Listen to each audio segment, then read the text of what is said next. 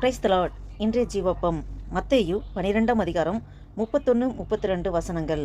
ஆதலால் நான் உங்களுக்கு சொல்கிறேன், எந்த பாவமும் எந்த தூசணமும் மனுஷருக்கு மன்னிக்கப்படும், ஆவியானவருக்கு விரோதமான தூசணமோ மனுஷருக்கு மன்னிக்கப்படுவதில்லை.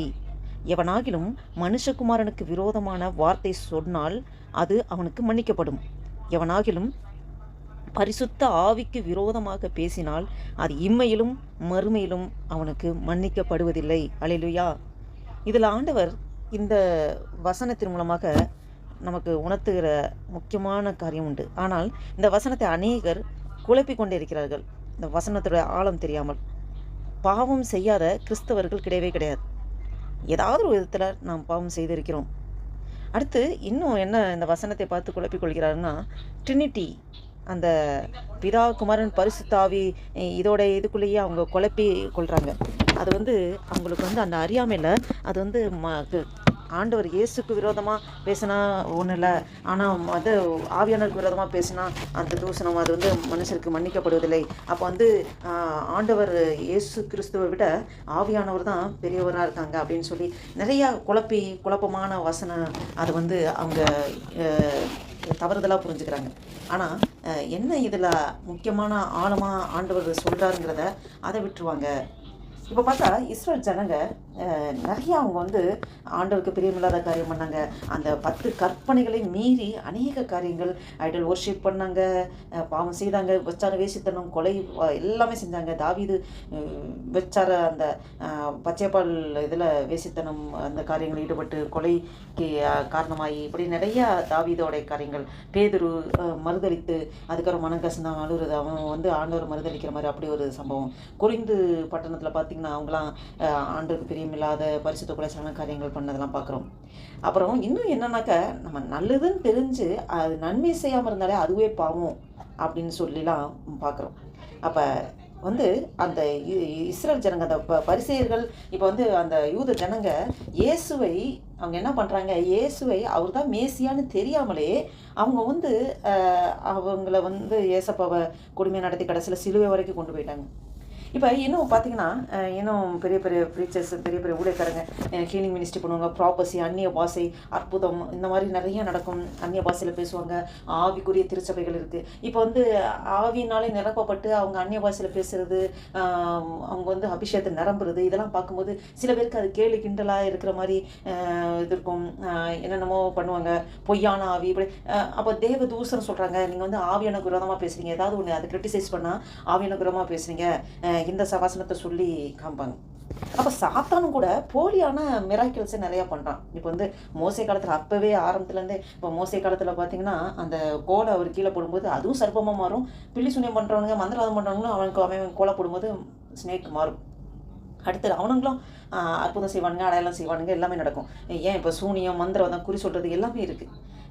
சில ஆவிகள் அதாவது சில ஆவிகள் நன்மை செய்கிற மாதிரியே வஞ்சகம் செய்கிறதுக்கு பிசாசோட கிரியைகள்லாம் நடக்கும். அப்போ எல்லா ஆவியும் நம்பாதீங்க. அதாவது நம்ம ஒரு வசனம் பார்க்குறோம், 1 யோவான் 4ஆம் அதிகாரம் 1 யோவான் 4ஆம் அதிகாரம் முதல் வசனத்திலே ஒன்று நாம் பார்க்கிறோம். பிரியமானவர்களே, உலகத்தில் அநேக கள்ளதீர்க்கதரிசிகள் தோன்றி இருப்பதினால் நீங்கள் எல்லா ஆவிகளையும் நம்பாமல் அந்த ஆவிகள் தேவனால் உண்டானவைகளோ என்று சோதித்தறியுங்கள் என்று சொல்லப்பட்டிருக்கு. அப்போ எல்லா ஆவியும் நம்ம தேவனோட ஆவிதான் அப்படின்னு நம்ம பிளைண்டாக நம்ம நம்பிட்டு இருக்கக்கூடாது. நம்ம சத்தியத்திற்காக நிற்கணும். சத்தியத்திற்காக என்ன வந்தாலும் நம்ம சத்தியத்துக்காக நிற்கணும். இப்போ இயேசு கிறிஸ்து என்ன சொல்கிறாரு, இப்போ இந்த வசனம் ஏன் சொல்கிறாருன்னா, இதுக்கு முன்னாடிலாம் அவர் இந்த ஊமையும் குருடு ஊமையமான பேசவும் காணவும் வைக்கும்போது இவ பிசாசுகளின் தலைவனாக அந்த பேல்சபூலினால தான் இதை துரத்துறாங்கன்னு சொல்லி இந்த பரிசேயர்கள் அப்படி அவரை ஒரு மாதிரி குற்றப்படுத்துகிறாங்க. அப்போ இப்படியே தொடர்ச்சியாகவே அவரை குற்றப்படுத்தி அப்படியே சொல்லிகிட்டே வரும்போது அவர் அதுதான் சொல்கிறாரு, இந்த மாதிரி நீங்கள் இப்படி பண்ணிகிட்டே இருந்தீங்கன்னா கடைசியில் இந்த சூழ்நிலைக்கு, அதுதான் இந்த வசனம், உங்களுக்கு எந்த பாவமும் எந்த தூசணமும் மனுஷருக்கு மன்னிக்கப்படும், ஆவியானவருக்கு விரோதமாக தூசணமோ மனுஷருக்கு மன்னிக்கப்படுவதில்லை. அப்போ மனுஷகுமாரனுக்கு விரோதமான வார்த்தை சொன்னால் அது அவனுக்கு மன்னிக்கப்படும். எவனாகிலும் பரிசுத்த ஆவிக்கு விரோதமாக பேசினால் அது இம்மையிலும் மறுமையிலும் அவனுக்கு மன்னிக்கப்படுவதில்லை என்று இந்த வசனத்தை அவர் சொல்கிறத பார்க்குறோம். இப்போ வந்து அந்த பரிசேயர்கள், சரிசேயர்கள், வேதபாரகர்கள் அவங்களுக்கெல்லாம் கண்கள் குருடாக்கப்பட்டிருக்கிறது. அப்ப வரக்கூடிய மேசியா அவங்க ஒரு கற்பனை பண்ணிட்டு இருக்காங்க. மேசியா வந்தா இப்படிதான் வருவாரு. ஏன் யோவான் ஸ்நானன் கூட ஒரு டவுட் வந்தனால தான் வரக்கூடிய நீதானா இன்னும் வேறொரு வர காத்திருக்க வேண்டுமான்னு சொல்லி அவங்க சீசர்கள் அனுப்பிச்சு கேட்க சொல்றாங்க. அப்படிலாம் நடக்குது. அப்ப அவங்க கண்கள் குருடாக்கப்பட்டு கிடக்கு. இப்போ வந்து ஒரு ஊமையா கூட நம்ம பார்க்குறோம். திராட்சை தோட்டத்துல வச்சிருக்க எஜமான அந்த திராட்சை தோட்டத்துக்கு அந்த வந்து வேலைக்காரங்களை அனுப்புறாங்க. அது கேட்கும்போது அப்போ அவங்கள அடிச்சு போட்டுறாங்க. அவங்க இன்னும் 2 பேரும் அனுப்புறாங்க. அவங்கள அடிச்சு போட்டுறாங்க. அதுக்கப்புறம் தன்னுடைய சொந்த குமாரனையே அனுப்புறாங்க. பார்த்தா இவன் சுதந்திரவாளிட்டு அவனை அடிச்சு காலி பண்ணுங்கன்னு கொலை பண்ணிடுறாங்க. அப்போ அந்த திராட்சை தோட்டத்து ஓனரே வந்து ஃபுல்லாக அவர் வந்து நியாய தீர்ப்பு செய்கிறத பார்க்குறோம். இப்போ இஸ்ரேல் ஜனங்க, அந்த யூத ஜனங்க செகண்ட் கம்மிங் அப்போ அவங்க ரட்சிப்பு கண்டிப்பாக இருக்குது அவங்களுக்கு. அதான் ஆண்டவர் சொல்கிறாரு, அவர்களை குத்தினவர்களே அவர்களை காண்பார்கள்னு சொல்லி சொல்லப்பட்டிருக்கு. மன்னிக்க முடியாத பாவம் என்ன அப்படின்னா, மன்னிக்க முடியாத பாவம் எபிரெயர் 6ஆம் அதிகாரம் 4-5 வசனங்கள் நம்ம பார்த்தோம்னா, எபிரெயர் 6ஆம் அதிகாரம் 4-5 வசனங்கள். ஏனெனில் ஒரு தரம் பிரகாசிக்கப்பட்டும் பரம ஈவை ருசி பார்த்தும் பரிசுத்த ஆவியை பெற்றும் தேவனுடைய நல்வார்த்தையும் இனி வரும் உலகத்தின் பலன்களையும் ருசி பார்த்தும் மறுதலித்து போனவர்கள் தேவனுடைய குமாரனை தாங்களே மறுபடியும் சிலுவையில் அறைந்து அவமானப்படுத்துகிறபடியால் மனம் திரும்புவதற்கேதுவாய் அவர்களை மறுபடியும் புதுப்பிக்கிறது கூடாத காரியம். அல்லேலூயா. அதுல என்ன சொல்லப்பட்டிருக்கு அப்படின்னா, இந்த யூதாஸ் காரியத் மாதிரி ஆண்டவரோட இருந்து ஆண்டோட அன்பை ருசிச்சு அவருடைய கிருபையில இருந்து சத்தியத்தை அறிந்து கொண்டு அந்த அதுல இருந்து வழிவிலகி போறான் பார்த்தீங்களா. கிருபையை காலால் போட்டு மிதித்து ஆண்டோட ரத்தத்தை அவமானப்படுத்தி ஃபுல்லாகவே அந்த சத்தியத்தை அறிஞ்சு வழிவிலகி போகிறாங்க பார்த்தீங்களா. அந்த தான் தேவனுடைய நல்வார்த்தையும் இனி வரும் உலகத்தின் பலன்களையும் ருசி பார்த்தும் மறுதலித்து போனவர்கள் தேவனுடைய குமாரனை தாங்களே மறுபடியும் சிலுவையில் அறைந்து அவமானப்படுத்துகிறபடியால் மனம் திரும்புவதற்கு ஏதுவாய் அவர்களை மறுபடியும் புதுப்பிக்கிறது கூடாத காரியம். அதாவது ஒரு தரம் பிரகாசிக்கப்பட்டும் பரம ஈவை ருசி பார்த்தும் பரிசுத்தாவியை பெற்றும் எல்லாம் அவங்க பலனை அடைஞ்சும் அது எல்லாத்தையும் தூக்கி போட்டு காலில் போட்டு மிதிச்சு இயேசு கிறிஸ்துவின் ரத்தத்தை அவமானப்படுத்தி கிருபையை அவமானப்படுத்தி யார் அப்படி பண்ணுறாங்களோ அவங்களுக்கு தான் இம்மையிலும் மறுமையிலும் அவங்களுக்கு மன்னிப்பே கிடையாதுன்னு சொல்லி ஆண்டவர் சொல்கிறத இந்த வசனம் இப்படிப்பட்டவர்களுக்காக தான் சொல்லப்பட்டிருக்கிறது. இன்னும் எபிரெயர் 10ஆம் அதிகாரம் 26-29 வசனங்கள் நாம் பார்ப்போமானால், எபிரெயர் 10ஆம் அதிகாரம் 26-29 வசனங்கள் நாம் பார்ப்போமானால், சத்தியத்தை அறிவை அடைந்தும் நாம் மனப்பூர்வமாய் பாவம் செய்கிறவர்களாய் இருந்தால் பாவங்களின் நிமித்தம் செலுத்தத்தக்க வேறொரு பலி இனி இராமல் நியாயத்தீர்ப்பு வரும் என்று பயத்தோடே எதிர்பார்க்குதலும் விரோதிகளை பட்சிக்கும் தேவ கோபாக்கினையுமே இருக்கும்.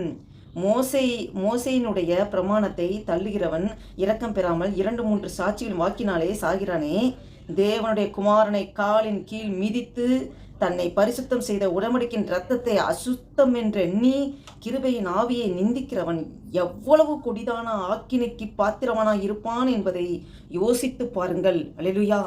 இதில் ஆண்டவர் திட்டமாக சொல்லியிருக்கிறார். அதாவது தேவனுடைய குமாரனை காலின் கீழ் மிதித்து தன்னை பரிசுத்தம் செய்த உடன்படிக்கையின் அந்த இரத்தத்தை அசுத்தம் என்று எண்ணி கிருபையின் ஆவியை நிந்திக்கிறவன் எவ்வளோ கொடிதான ஆக்கினைக்கு பாத்திரவனாய் இருப்பான் என்பதை யோசித்து பாருங்கள் என்று சொல்லப்பட்டிருக்கு.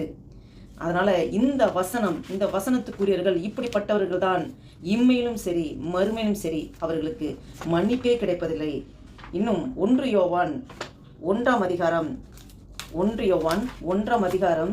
7வது வசனம் 7-9 வசனங்களை நாம் பார்ப்போமானால், அவர் ஒளியில் இருக்கிறது போல நாமும் ஒளியிலே நடந்தால் ஒருவரோடு ஒருவர் ஐக்கியப்பட்டிருப்போம். அவருடைய குமாரனாகிய இயேசு கிறிஸ்துவின் இரத்தம் சகல பாவங்களை நீக்கி நம்மை சுத்திகரிக்கும். நமக்கு பாவம் இல்லை என்போமானால் நம்மை நாமே வஞ்சிக்கிறவர்களாய் இருப்போம். சத்தியம் நமக்குள் இராது. நம்முடைய பாவங்களை நாம் அறிக்கையிட்டால் பாவங்களை நமக்கு மன்னித்து எல்லா அநியாயத்தையும் நீக்கி நம்மை சுத்திகரிப்பதற்கு அவர் உண்மையும் நீதியும் உள்ளவராயிருக்கிறார். அல்லேலூயா. ஆண்டவர் நம்ம ஆண்டவருடைய கிருபையை நம்ம காலில் போட்டு மிதிக்கிறதில்ல, இயேசு கிறிஸ்துவின் ரத்தத்தை நம்ம அவமானப்படுத்துறதில்ல, கிருபையை நம்ம அந்த இதை தூக்கி எறிந்து அதை கேவலப்படுத்துறதில்ல. நாம் ஆண்டவருடைய இரத்தத்தில் சார்ந்திருக்கிறோம், அவருடைய கிருபையில் சார்ந்திருக்கிறோம். சார்ந்திருந்து அவருடைய இரத்தத்தினாலே நாம் அதை மதிப்பு கொடுத்து நாம் ஆண்டவருடைய வசனத்தின்படி நடக்க வேண்டும் என்று வாஞ்சித்தாலும் பல விதத்திலே நாம் தவறுகிறோம். நம் அறிந்தோ அறியாமலோ பாவம் செய்கிறோம்.